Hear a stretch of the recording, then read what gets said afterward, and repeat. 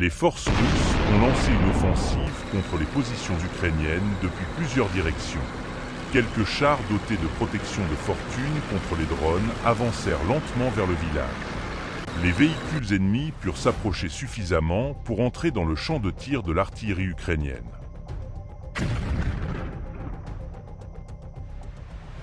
Une série de frappes précises permit de ralentir provisoirement l'élan adverse, sans toutefois parvenir à l'arrêter complètement. Malgré tout, le tir d'artillerie accomplit une mission essentielle, offrir du temps aux équipes ukrainiennes de drones FPV pour se déployer. Plusieurs opérateurs firent décoller leurs engins et commencèrent à traquer les blindés russes. Le pilote du premier drone kamikaze prit l'initiative et partit à l'interception. La chance lui sourit, l'impact atteignit la cible exactement comme prévu. Le deuxième char tenta de contourner son homologue neutralisé, mais fut aussitôt frappé par un autre drone FPV. Pourtant, la destruction de 2 véhicules ne suffisait pas. Une nouvelle vague était déjà en préparation pour poursuivre l'assaut. Les défenses anti-drones de l'ennemi se révélèrent partiellement efficaces, mais les opérateurs ukrainiens démontrèrent une maîtrise équivalente. Le véhicule de tête du convoi exigea plusieurs frappes directes, plus de 3, avant d'être mis hors de combat. Peu après, un second blindé qui suivait le même chemin fut également détruit. L'ensemble du convoi se retrouva sous un déluge de drones ukrainiens, et les forces russes perdirent leurs véhicules les uns après les autres. Le besoin croissant de drones pour éliminer chaque cible est lié à l'évolution des défenses adverses. Regardez ce monstre russe. Cette fois, pour renforcer la protection, ils avaient recouvert la coque du char d'un réseau dense de câbles métalliques. Cette modification défensive est toute récente et n'avait jamais été observée auparavant. La percée pourrait nécessiter jusqu'à une dizaine de drones. Mais même dans ce cas, le coût des appareils reste largement inférieur à la valeur du matériel détruit. Vu son efficacité apparente, il est probable que ce type de protection devienne de plus en plus courant sur les véhicules blindés russes. Plusieurs chars russes ont tenté de percer la ligne défensive ukrainienne à grande vitesse. Les équipes ukrainiennes de drones FPV, postées dans une embuscade planifiée, ont attendu le moment où les blindés entraient dans leur zone de tir efficace.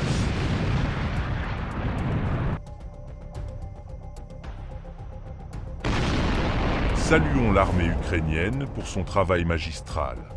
L'attaque s'est révélée très efficace.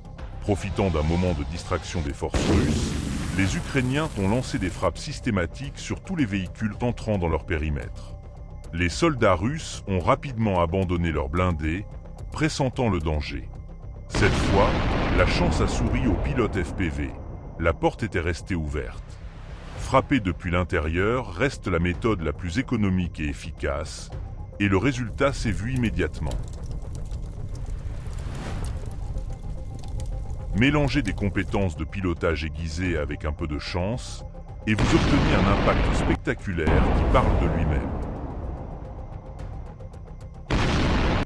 Dès les premières minutes de l'assaut, les Russes ont compris qu'ils avaient mal évalué leurs forces. Après plusieurs tentatives infructueuses pour prendre les positions ukrainiennes dans la forêt, ils ont eu recours au UM-77 météorite pour bombarder les lignes de tranchées. Ce véhicule est surtout conçu pour le déminage, mais face au manque d'armes, les Russes sont maintenant obligés de l'utiliser aussi dans les attaques offensives.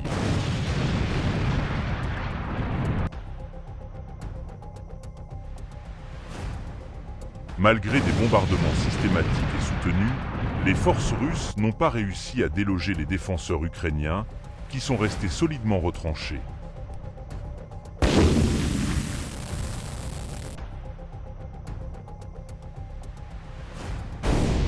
Pendant un moment, le combat s'est poursuivi sans avancée notable. Les deux camps ont échangé des tirs, mais aucun n'a pris l'avantage dans ce secteur du front. Pour tenter de renverser la situation, les Russes ont décidé de déployer un lance-roquettes lourd de type lance-flammes. Heureusement, les renseignements ukrainiens étaient actifs et ont averti les troupes à temps.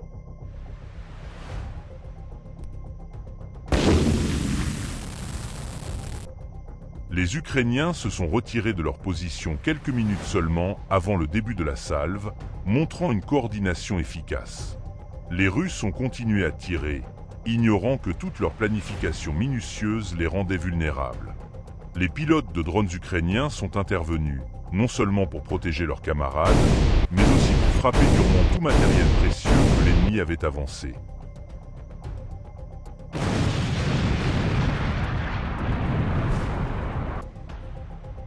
L'opération a commencé par la destruction précise de plusieurs UR-77 grâce à des bombes larguées par drone. Quelques instants plus tard, les pilotes FPV ukrainiens ont intercepté un lance-roquettes multiple russe qui n'avait pas eu le temps de se retirer.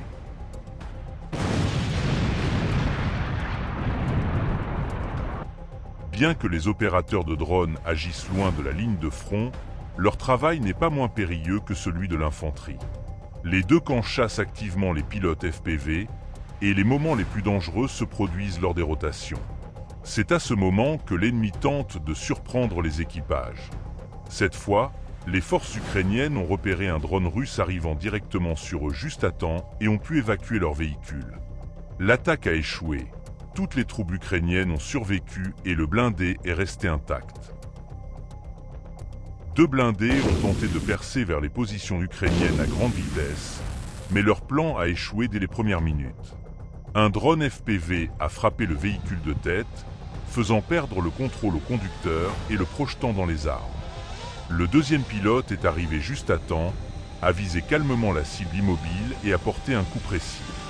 L'explosion a causé d'importants dégâts, mais il a fallu un impact supplémentaire pour terminer le travail.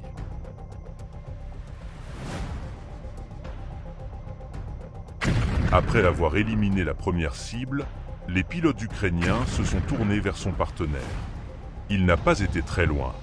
La prochaine vague de drones kamikazes l'a rattrapé rapidement et l'a neutralisé dès le premier impact. Quelques frappes supplémentaires ont terminé le travail. Une partie de l'équipage a réussi à s'enfuir dans la forêt, mais il est peu probable qu'ils survivent longtemps sans renfort. Il n'y a pas si longtemps, les drones à fibre optique étaient rares. Aujourd'hui, ils sont courants. Ils ne parcourent pas de grandes distances, c'est vrai, mais ils ont un avantage majeur. Ils ne perdent pas le signal dans les forêts denses. Cette fois, les opérateurs ukrainiens se sont approchés avec habileté et discrétion d'un dépôt de munitions ennemi et l'ont détruit.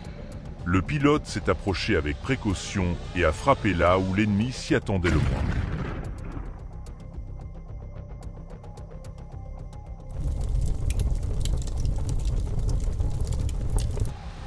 De la même manière, les opérateurs ukrainiens ont réussi à se rapprocher d'un char russe, délibérément caché et considéré comme à l'abri des menaces aériennes. Bien que nous ne puissions pas confirmer la méthode exacte basée sur les spécifications techniques des drones à fibre optique, il est probable que l'équipage ukrainien ait pris des risques considérables pour se mettre à portée de frappe. Parfois, les bombes aériennes guidées échouent à exploser à l'impact. Dans un cas, les forces russes ont traîné une telle bombe directement dans leur position, sans se douter de rien d'anormal. Cela s'est révélé être une erreur fatale. L'explosion a été si puissante qu'il ne restait aucune trace des fortifications russes. En raison d'un manque important de matériel, la destruction de chars et de véhicules blindés est devenue relativement rare. Cependant, les voitures civiles et les camions de transport restent des cibles tout aussi importantes. Le coût d'un seul drone FPV est bien inférieur à celui de n'importe quel véhicule. Et si l'on considère que ces véhicules transportent souvent des cargaisons précieuses, comme des munitions ou même un lot de drones destinés aux unités russes, il devient parfaitement logique de cibler tout équipement entrant dans le champ de vision des opérateurs ukrainiens.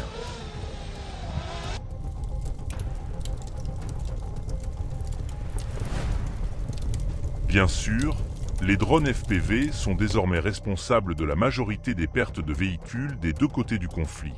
Cependant, les méthodes traditionnelles et éprouvées restent efficaces.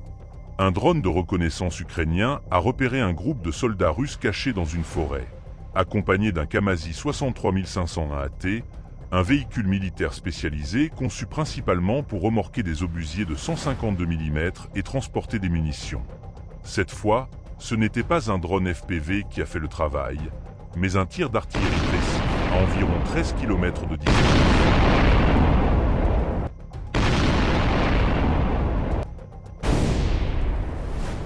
Le projectile a frappé le compartiment arrière du camion, enflammant immédiatement les munitions stockées à l'intérieur.